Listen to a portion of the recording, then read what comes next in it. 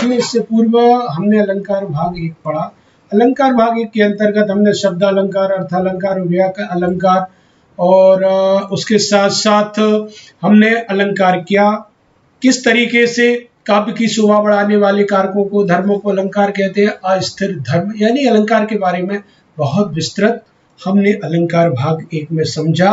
और मेरे साथी जो सीधे अलंकार भाग 2 का ये वीडियो देख रहे हैं, उनसे अनुरोध है कि क्रम से आने के लिए आपको अलंकार भाग 1 अवश्य देखना चाहिए।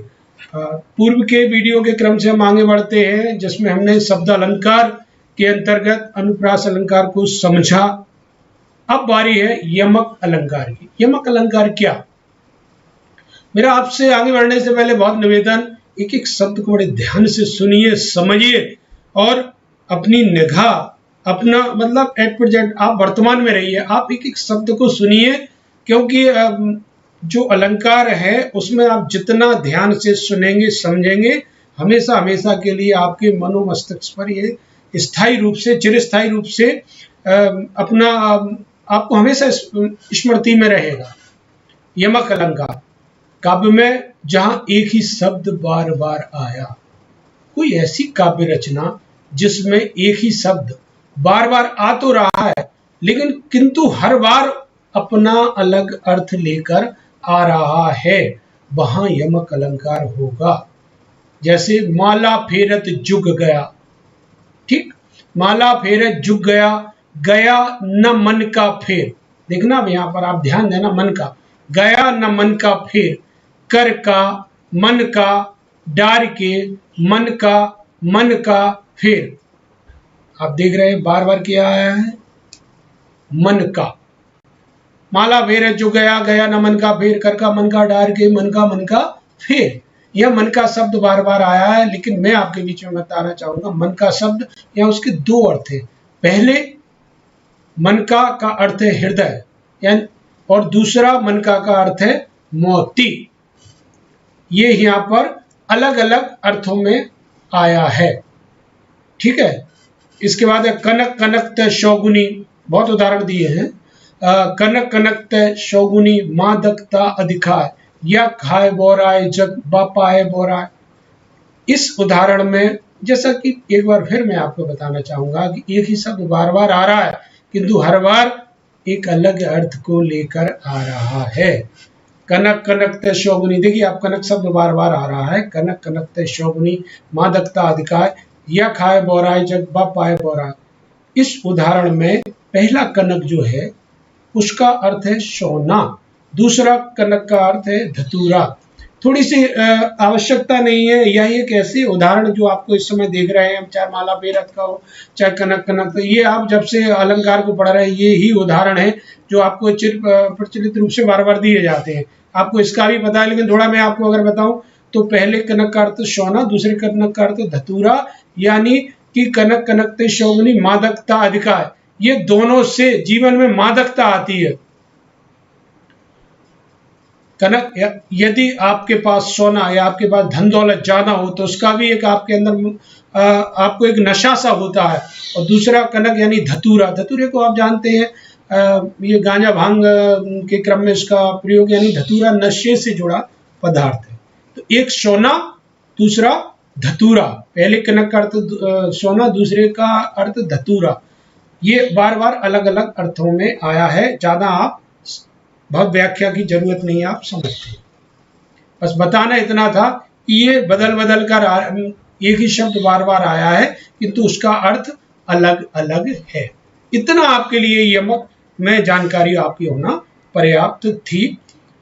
आगे बढ़ते हैं श्लेष। श्लेष, पुनः अगर हम श्लेष की बात कहें तो बस इतना ध्यान दीजिए, ये प्रथम कुछ आपके बीच में लिखा हुआ है, प्रथमता। श्लेष का अर्थ है चिपकना, कुछ ऐसा है जिसमें कोई चिपका हुआ है। चिपके से तात्पर्य क्या? श्लेष का अर्थ है चिपकना। श्लेष अलंकार में एक ही शब्द के दो या दो से अधिक अर्थ होते हैं।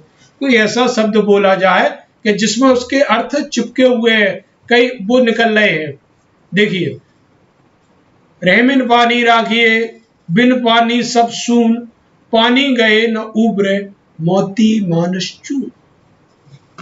पानी एक शब्द, उसके अर्थ कितने निकलेंगे, दो या दो से अधिक अर्थ या तीन निकल रहे हैं।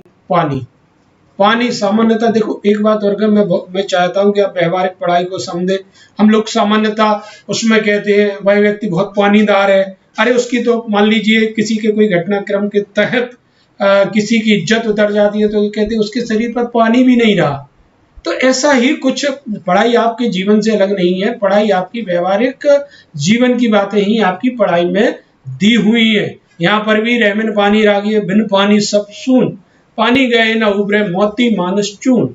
पानी एक, पानी के लेकिन अर्थ, पानी शब्द एक, पानी के तीन अर्थ, मोती मानुष और चून, इनके पक्ष में एक ही शब्द है पानी, उसके अर्थ अलग अलग के पक्ष में कैसे आएंगे जरा देखिए।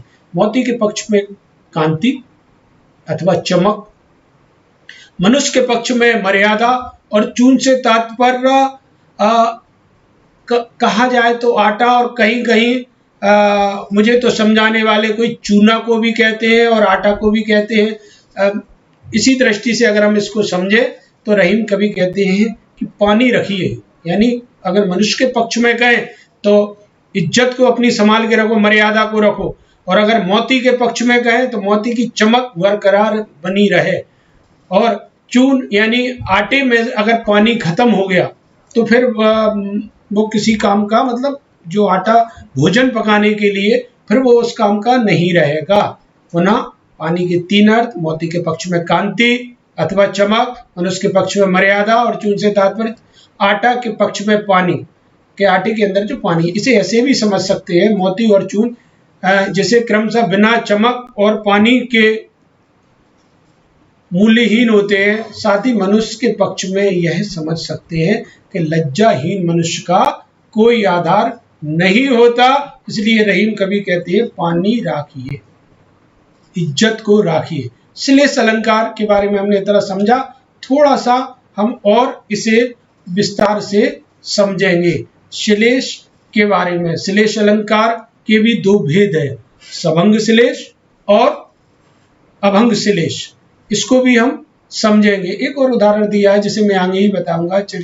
चिरजीवी जोरी जोरे क्यों न स्नेह गंभीर, ये वृष भानुजा बेहलधर के वीर, इसको मैं आगे अभंग और शभंग के अंतर्गत आपको बताने वाला हूँ। श्लेष के दो प्रकार होते हैं, अभंग श्लेष और सभंग श्लेष। ये क्या है? अभंग श्लेष जहाँ शब्दों को, है तो श्लेष, लेकिन जहाँ शब्दों को बिना तोड़े या दो से अधिक अर्थ उसके निकले, वहां अभंग श्लेष होता है। चरण धरत चिंता करत चितवत चारों ओर, शुभ्रन को खोजत फिरत कभी व्यभिचारी चोर। किस तरीके से ये अभंग श्लेष है, कैसे यहाँ शब्दों को बिना तोड़े दो से अधिक अर्थ हम निकाल रहे हैं। देखिए, चरण धरत चिंता करत, यानी बहुत अच्छी एक आपके बीच में ये पंक्ति है कि चरण धरत चिंता करत, यानी पैर रखते हुए चिंता कर रहे हैं। और चितवत चारों ओर देख रहा है, कौन कौन? शुभ्रन को खोजत परत, शुभ्रन को खोजत परत कभी व्यभिचारी चोर। ये जो तीन है ये शुभ्रन को खोज रहे, ये अलग से लग गया है, लेकिन आप यहाँ तक ही ध्यान दीजिए, कभी व्यभिचारी चोर। कैसे शुभ्रन को? ये सबके अर्थ लिए इन शुभ्रन का आशय अलग अलग है। अगर शुभ्रन को खोजत परत में अगर कवि के लिए, कवि क्या खोजता है? कवि खोजता है कवि के लिए शुभ्रन से आशय अच्छे शब्द, अच्छी शब्द संरचना, जिससे उसकी काव्य संरचना बन सके। कोई व्यभिचारी, गंदा अगर कोई व्यक्ति है, उसके लिए शुभ्रन क्या है? भाई केवल अच्छा रूप रंग। जमाने में कोई व्यभिचारी है तो अच्छा रूप रंग को ही देखता घूमता फिरता है। कोई अगर कवि है तो अच्छे शब्दों को ढूंढता फिरता है, और अगर कोई चोर है तो उसके लिए शुभ्रन से आशय है सोना।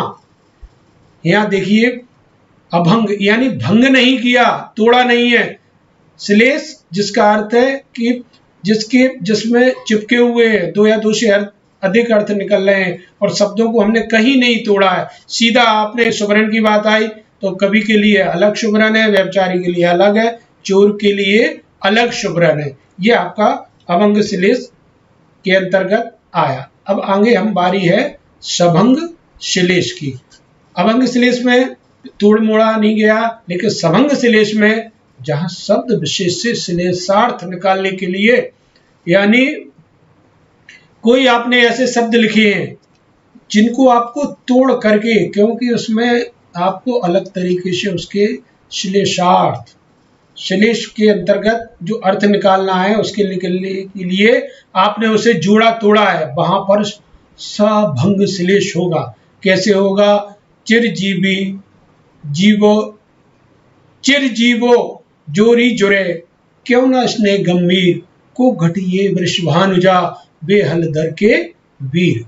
इसमें जो वृषभानुजा, बहुत ध्यान से देखिए, वृषभानुजा में सभंग श्लेष अलंकार है, क्योंकि इसको निम्नलिखित दो रूपों में तोड़ा जाएगा।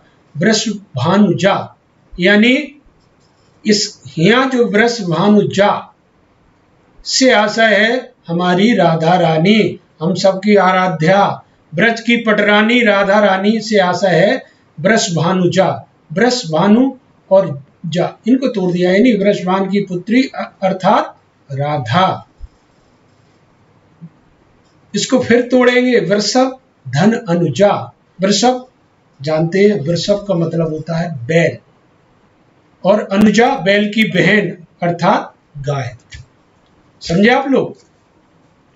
इस तरीके से इसको वृषभानुजा को तोड़ा, क्योंकि यहाँ सभंग श्लेष है। अब अगर हम हलधर की बात करें तो हलधर के वीर, हलधर एक तो हम हलधर कहते हैं हलधर के वीर, वीर यानी भाई, हलधर कहते हैं बलराम जी को, तो हलधर के वीर से आशय बलराम के भाई श्री कृष्ण, और हलधर के वीर हल को धारण करने वाला बैल का भाई। यानी एक जोड़ी तो उन्होंने बना दी गाय और बैल की, और एक जोड़ी बना दी है भगवान श्री कृष्ण राधा की। और इसके लिए बहुत प्यारा सा उदाहरण, चिरजीवो जोरी जुरे, क्यों ना स्नेह गंभीर, क्यों उनमें प्रेम स्नेह गंभीर क्यों ना हो, को घटिए वृषभानुजा, बेहलदर के वीर। वृषभानुजा से तात्पर्य गाय भी है, और वृषभानुजा से तात्पर्य राधा रानी भी है। हलधर के वीर से तात्पर्य बैल भी है, और हलधर के वीर यानी बलराम के भाई श्री कृष्ण। ये आपने सभंग श्लेष के अंतर्गत हमने इसको समझा। ठीक, इस अब अभी तक हमने यमक को समझा और श्लेष को समझा। इसी क्रम में अब बारी है पुनरुक्ति प्रकाश। पुनरुक्ति प्रकाश अलंकार आमतौर पर आपके कम प्रयोग में आया है, लेकिन इसे आप समझिए, और बहुत सहज है, सरल है, बस आपको ध्यान देने की जरूरत है। जब काव्य में सौंदर्य के लिए एक ही शब्द की आवृत्ति, ध्यान दीजिए, काव्य में सौंदर्य बढ़ाने के लिए एक ही शब्द की आवृत्ति हो तो इस आवृत्ति को पुनरुक्ति प्रकाश कहते हैं। अब यहां ध्यान दीजिए किस शब्द की आवृत्ति हुई है। छन छन, छन छन उठी हिलोर, मगन मन पागल दर्शारी, अरी सुहागन भरी मांग में भूली भूली री। समझ रहे हैं आप लोग? छन छन, यहां पर इन पंक्तियों में छन छन और भूली भूली शब्दों की पुनरावृत्ति सिर्फ और सिर्फ कथन को, यानी काव्य को कहे गए जो कहा जा रहा है उसको केवल और केवल सौंदर्य प्रदान करने के लिए की गई है। इस कारण से हम पुनरुक्ति प्रकाश अलंकार बन गया है। छन छन भूली भूली, आप ये इन शब्दों की आवृत्ति हुई है, इस कारण यहाँ पर पुनरुक्ति प्रकाश है। ये आपने समझा पुनरुक्ति प्रकाश। और अब बारी है वक्रोक्ति। वक्रोक्ति प्रकाश, वक्रोक्ति, वक्रोक्ति अलंकार, इसका लक्षण आप समझे, जहां किसी उक्ति का अर्थ जानते हुए कहने वाले की आशा से, कहने वाले की आशाओं से भिन्न लिया जा रहा है, तो वहां पर वक्रोक्ति अलंकार होता है।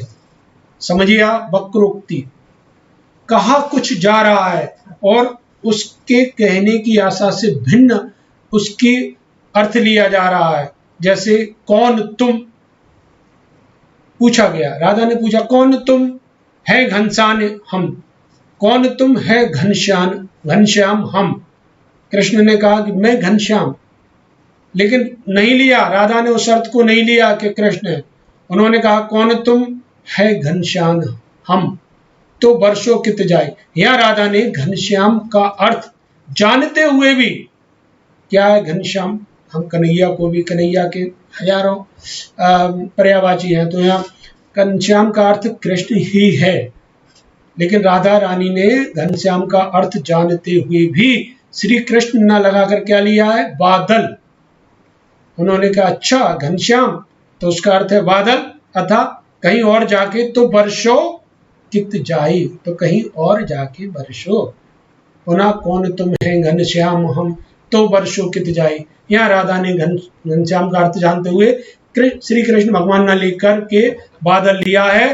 पुनः आपके लिए मैं बताना चाहूंगा कि यहाँ वक्रोक्ति अलंकार है। इसका यही आशय है कि उक्ति का अर्थ जानते हुए भी कहने वाले की आशा से भिन्न लिया जा रहा है, अतः यहाँ वक्रोक्ति अलंकार है। और इसी के साथ ये आपका वीडियो यहीं समाप्त होता है। अब हम आगे बढ़ेंगे अर्थालंकार के अंदर बहुत तीसरे वीडियो में, जिसमें हम समझेंगे उपमा, रूपक, उत्प्रेक्षा आदि आदि को। इसी के साथ इस वीडियो में विदा चाहता हूँ। बहुत धन्यवाद।